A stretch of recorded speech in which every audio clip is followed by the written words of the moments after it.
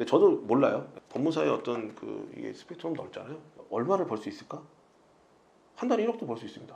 한 달에 10억도 벌 수 있습니다. 그래서 그거에 대해서 뭐 말하기 좀 힘든데. 안녕하세요. 저는 22회 법무사 시험을 합격하고 현재 이제 양재동에서 사무실을 운영하고 있는 윤동현 법무사입니다. 법무사가 무슨 일을 하는 건가 네네. 이제 고민을 해봤는데 네. 등기? 네, 그거밖에 딱 생각이 안 나더라고요. 그게 참 큰 문제인 것 같아요. 등기를 딱 떠올리게 된 이유가 있으세요? 최근에 이제 네. 집을 조그만 거 하나 샀거든요. 그러니까 일반 국민분들은 이제 집 살 때 중개사 사무실에서 만나는 자격사 명칭만 들어봤지 법무사님을 못 보셨을 가능성이 높죠. 잔금일날 변호사든 법무사든 직접 꼭 만나셔야 되는 그게 의무거든요. 그래서 당사자의 의사를 확인해야 되는데 그 중에 사고가 터질 수 있어요. 그러면 책임지는 사람이 없습니다. 100에 한 건이라도 사고가 터지면 내 전 재산을 가지고 집을 샀는데 책임을 누가 질 것이냐. 사업자 등록증 보여주세요라고 말하는 것도 저는, 그리고 신분증을 보여달라 이렇게. 제가 이 채널에 출연한 김에 그러면 이거 보면 좀 약간 웃길 수도 있지만 법무사들은 이렇게 신분증이 다 있어요. 그래서 저는 국민들께서 신분증을 달라고 하는 것도 이렇게 신분증을 보여줄 수 있습니다.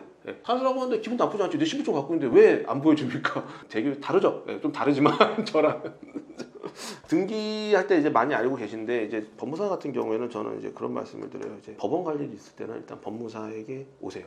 기본적으로 법원 관련된 서류, 법원 관련된 모든 서류의 작성 및 제출을 하는 자격사입니다. 법원 갈 일이 있을 때 일단 저는 법무사에게 오세요라고 말씀을 드리고요. 법원 갈 일 있을 때 뭐가 있을까요? 일반인의 시각에서 볼 때? 법원 갈 일이요? 예. 이혼이요.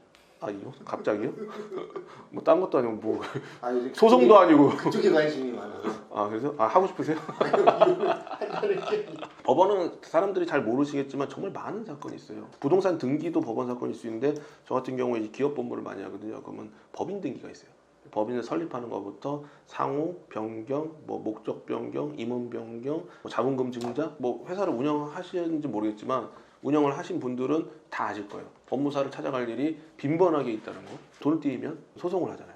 우리가 이제 소송을 할 때 사실은 법무사가 소장 써드리고 답변서 써드리고 준비서면 다 써드립니다. 우리가 이제 출석은 사실 당사자에게 직접 한번 나가셔야 된다고 말씀을 드리거든요. 그래서 그 이외의 절차는 저희들이 다 진행을 해드려요. 그래서 고액이든 소액이든 크게 상관은 없지만 소액 소송 같은 경우에는 법무사가 상당히 많은 부분을 하고 있어요. 왜냐하면 소송 사건의 거의 70%가 이제 소액 소송이거든요. 그러니까 소액 소송이라는 게 3천만 원 이하의 사건을 말하는데, 그 소송 자체가 전체 민사소송 사건의 70%가 넘어요.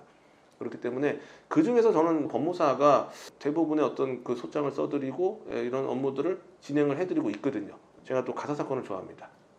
그래서 가사 사건 같은 경우에 아까 말씀하셨던 이혼 사건이 있지만 국제 이혼 이런 거 법무사가 하기 딱 괜찮은 사건이거든요. 베트남에서 이제 한국으로 이제 안 들어오시는 여성분들, 살다가 나가신 분들 이러면 이제 연락이 되지 않아요. 재판상 이혼 사유가 이제 있어요. 딱 부정한 행위. 부정한 행위가 옛날에 간통죄라고 있었지만 간통죄가 폐지되고 민사로만 간단 말이에요. 그래서 부정한 행위가 있거나 아니면 상대방에 대한 유기. 베트남 이런 국제 이혼이 유기가 되는 거예요. 도망갔으니까. 그래서 그런 식으로 이제 하면 거의 100% 이혼이 되는 거기 때문에. 그다음에 3년 이상의 생사불명. 그다음에 기타 중대한 사유 이렇게 되거든요. 그런 것도 있고. 그래서 미성년자가 났어요. 났는데 자기가 이제 엄마로 좀 그런 거야. 근데 이모한테 이제 엄마로 이제 옛날에 호적에 올렸어요. 근데 내가 이제 나이를 먹으니까 내 딸을 찾고 싶은 거야. 그러면 친생자 정보 확인서를 제기합니다. 그런 거 사실 법무사가 하기 상당히 좋은 업무죠. 소장을 제출해 드리고 그 부분에 대해서 이제 혼자 한번 출석하시고 유전자 검사에서 만약에 일치를 한다. 그럼 그거 확실하거든요. 99%. 그러면 바꿀 수 있는 거예요.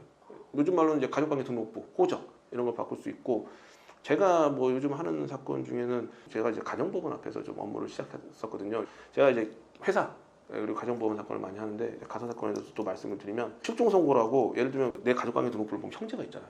근데 알고 보니까 걔네들이 사라졌어. 없어. 어디 간지 몰라. 실종이 된 거예요. 5살 때 사라졌어요. 만약 내 형이 호적에 남아 있는 거죠. 그러다 보니까 이제 부모님이 돌아가셔서 상속을 받아야 돼. 근데 상속을 받으면 그 사람의 서류가 필요하고 그 사람이 동의를 해야만 협의를 하거나 할 수 있거든요. 근데 서류가 없잖아요. 그러니까 협의도 안 되고. 그럼 어떻게 할 것이냐. 이 사람을 사망 간주를 시키는 제도가 있어요. 실종 선고 심판 청구를 법원에 제기를 하면 5년 이상의 생사불명, 법원에서 싹 조회해요. 출입국 관리 기록, 핸드폰, 휴대폰 전부 다 해가지고 범죄 기록 이런 거 다 조사해서 없으면 5년간 생사불명하면 사망한 것으로 간주한다는 민법 규정이 있습니다. 사망을 시켜놓고 상속을 진행하면 그 사람은 이미 사망이 됐기 때문에 이제 상속에서 제외가 되는 거죠. 제가 그런 걸 해드리고 그 이후에 상속 등기까지 협의 분할이나 상속까지 해서 이렇게 전반적인 상속 절차를 컨설팅해 드릴 수도 있고 돌아가셨는데 빚이 많으면 상속 포기 한정승이라는 거고 재산이 많으면 상속을 해야 되는 거고 이 절차를 저희들이 이제 다 사실은 법원 사건이고요. 뭐 가사 사건 중에 또 제가 또 특이한 거는 뭐 형제들인데 접근금지 가처분을 시작했대. 자기가 형제인데 자기 너무 억울하대. 그래서 그거에 대한 좀 답변을 해달라. 그래서 뭐 답변 써드리고 저는 그러니까 좀 특이한 걸 많이 했습니다. 가사 사건 중에 아 이런 것도 있구나. 이런 걸 좀 아시고 그렇다고 접근금지 뭐 그런 것들이 저한테 연락을 피곤한데 뭐 그런 것도 있고 이제 뭐 법원 사건 중에 회생파산 당연히 개인 회생 파산은 또 법무사의 또 주요 업무니까 지금 말씀드린 이런 모든 사건들이 법무사가 하는 일인데 국민 여러분들은 법무사가 뭘 하는지 모르고 법원 사건도 뭔지 몰라요. 세무사 일도 우리한테 물어보고 법무사 일도 물어보고 뭐 다 물어봐. 예, 그러다 보니까 저는 그냥 대충 법률 관련된 문제 있으면 일단 저한테 연락을 주시면 제가 뿌려드리겠습니다. 예를 들면 그런 거예요. 회사 대표님들이 주식을 넘겼어요. 이러면 물어봐. 그러면 주식 양도를 하는데 법무사님 좀 도와주세요. 그러면 주식 양수도는 세무서에만 신고하면 되지 법원에 갈 일이 없습니다. 아 그래요? 기장 세무사님한테 얘기를 하시고 주식 양수도 계약을 뭐 해서 그 세무서에 신고만 하면 됩니다. 이렇게 말씀을 드리거든요. 국민 여러분들이 모든 업무를 다 하기는 어렵지만 뭐 기본적으로는 법원 갈 일 있을 때 일단 법무사한테 오시고 법무사가 혹시 뭐 커버 못하는 일이 있으면 뭐 법무법인 이런 데 갈 수도 있고 감기가 걸렸어요. 어디 아플 때 동네 피부과를 갈 수도 있고 일단 가잖아? 갔는데 이제 큰 병이 있다 그러면 또 그쪽으로 소개를 해주잖아요. 뭐 그런 거랑 비슷하게 생각하시면 되지 않을까. 영상 보시는 분들이 네. 제일 관심 있어 하시는 부분 중에 하나가 이 그래요? 부분일 수 있는데 예. 네. 법무사 하면 전문직이잖아요. 네. 어느 정도 벌 수 있나요? 돈 얘기잖아요. 그렇죠. 돈 얘기. 근데 저도 몰라요. 법무사의 어떤 이게 스펙트럼 넓잖아요. 얼마를 벌 수 있을까? 한 달에 1억도 벌 수 있습니다. 한 달에 10억도 벌 수 있습니다. 뭐 집단 등기 이런 거 잘 잡으면 뭐 한 달에 뭐 몇 억도 벌죠. 예, 그래서 그거에 대해서 뭐 말하기 좀 힘든데 다 말씀드릴게요. 얼마 전에 박사영 노무사님이 제 채널에 나오셨어요. 2020년도에 자기 연봉을 공개하셨어요. 부가가치 자기가 딱 세금 낸 거를 딱. 그래서 그것뿐만 아니고 더 있다. 네, 그때 한 자기가 이제 나온 게 한 1억 9천. 예, 그 정도가 자기가 오픈을 하셨어요. 근데 이제 대충 그걸 보시면 뭐 그분이 그 정도 버는데 노무사예요. 뭐 법무사나 세무사나 노무사나 뭐 다 비슷비슷하지 않겠습니까? 뭐 얼마나 차이가 있겠습니까? 다. 그럼 그분도 근데 자기가 평균이라 그래요. 잘 모르겠어요. 그분이 평균인지 자기가 높은 건지는 자기는 평균이라고 그러니까 평균인 줄 아는데 그거 자기도 모를 거야 잘. 우리들이 그거 어떻게 합니까 그거를? 예, 그거를 모르겠어요. 저도 이제 그 집행의 그런 어떤 회계 감사 팀이 있는지 모르겠는데 어쨌든 그분은 자기가 매출이 1억 9천이다. 예, 1년에 2020년도에 그렇게 오픈을 하셨어요. 뭐 법무사들이 제가 볼 때는 이제 기본적으로는 그래도 회사 다니는 것보다는 좀 더 나은 연봉을 그래도 벌 수 있지 않을까. 혼자 개업을 했을 때 물론 못 버시는 분들도 있을 수 있지만 평균을 좀 생각해 봐야 될 거 아니에요. 저는 항상 그 회사를 다닐 때 어떤 그 워라밸과 법무사를 할 때 워라밸을 생각해 보면 법무사에서 우리가 개업을 하잖아요. 개업을 하면 한 달에 직장 다니면 얼마 벌죠? 한 40 정도 되는 분들이 40 정도 되면 공 하나 더 붙이면 된다고 그러잖아요. 그러면 400 뭐 그거 직장생활 하시는 분들은 이제 400을 벌려면 어떻게 사셔야 되는 거죠? 9시에 출근하고 9시에 출근해서 6시에 나오면 못 벌죠. 더 해야 되나요? 그럼 한 9시에 퇴근해야지 그 중에 뭐 해보셨나요? 근데 혹시? 그렇게는 안 해봤지만 그러니까 그런 일을 나 예전에 저는 항상 학원 일만 해봤었는데 프리랜서만 하셔서 프리랜서로 일할 때 400 벌려면은 저는 이제 어렸을 때긴 하지만 월화수목금토일 다 하면 주말도 쉬지 않고 그런 걸 생각하면 제가 볼 때는 뭐 예를 들면 뭐 직원이 없어요 법무사가 그러면 이제 나가는 게 없잖아요. 저는 사무실 별로 그렇게 중요하다고 생각 안 하거든요. 목도 중요하다고 생각 안 하거든요. 그건 저의 어떤 독자적인 어떤 생각이긴 하지만 뭐 그래가지고 뭐 한 달 유지비 싼 데 가서 한 50만 원 정도. 얼마 전에 그 박찬문 법무사님이 그 교대에서 개업을 하셨는데 방 하나 빌렸을 때 얼마냐 이러니까 65만 원에 잘 빌렸다. 네.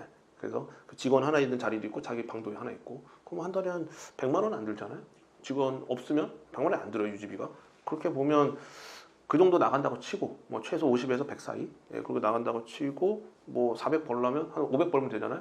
500 벌려면 제가 볼 때 만약 1만 어느 정도 영업만 되면 500 버는 데서 이 일이 들어온다는 전제하에 500 정도의 일이 들어와. 예. 근데 평균적으로 이게 막 되게 큰 거 들어오면 당연히 한 건에도 500 벌겠죠. 근데 뭐 제 기준으로 봤을 때는 뭐 예를 들면 한 50만 원짜리 한 10건 하면 되잖아요. 예. 그러면 뭐 하루에 뭐 한 건 정도 하면 한 2주 일하면 되겠네요. 근데 하루에 한 건 일하는데 사실 그렇게 많은 시간이 걸리진 않거든요. 뭐 우리가 뭐 소장을 하나 써드린다 그러면 사실은 뭐 솔직히 말씀드리면 한두 시간이면 하죠. 네. 그것도 안 걸릴 수도 있고 숙달이 되면 맨날 하는 거니까 밥 먹고 그럼 우리도 사실 1시간 하고 30분 하고 그 정도 벌 수 있단 말이에요. 그렇게 치면 나머지 시간 뭐 하죠? 나머지 뭐 물론 일이 있으니까 전화도 하고 상담도 하겠지. 근데 뭐 단순하게 생각하면 꾸준히 하루에 한 건씩 들어와. 그러면 한 50만 원짜리를 했다 평균적으로 그러면 2주 일하면 대충 되잖아요. 그럼 나머지 2주는 노는 거잖아요. 그리고 일단 우리 9시 출근 안 해도 되잖아요. 예. 사실 법무사는 컴퓨터와 복합기만 있으면 모든 업무를 다 할 수 있습니다. 예. 출근을 할 필요가 없다니까요. 예. 뭐 그렇게 생각을 하면 똑같은 돈을 버는 데 있어서는 상당히 가성비는 좋을 수밖에 없다. 예, 남들이 하기 불편하니까 우리는 그게 전문가 아니겠습니까? 예, 그런 것은 사실은 뭐 셀프로 할 수도 있지만 이 셀프로 하려고 그러면 이제 법원도 왔다 갔다 해야 되고 어떤 전자소송 시스템도 배워야 되니까 머리가 너무 아픈 거야. 내가 그냥 몇십만 원 주고 그냥 하지. 뭐 이런 생각. 근데 법무사 업무 중에 건당 단건이 막 100이 넘는 사건이 그렇게 많지는 않아요. 근데 물론 몇 억짜리 큰 거 하면 뭐 올라갈 수도 있지만 기본적으로 상당히 좀 우리가 친서민적인 또 법률 전문가고 예, 크게 부담 없이 또 이렇게 이용할 수 있는 그런 자격사가 아닌가.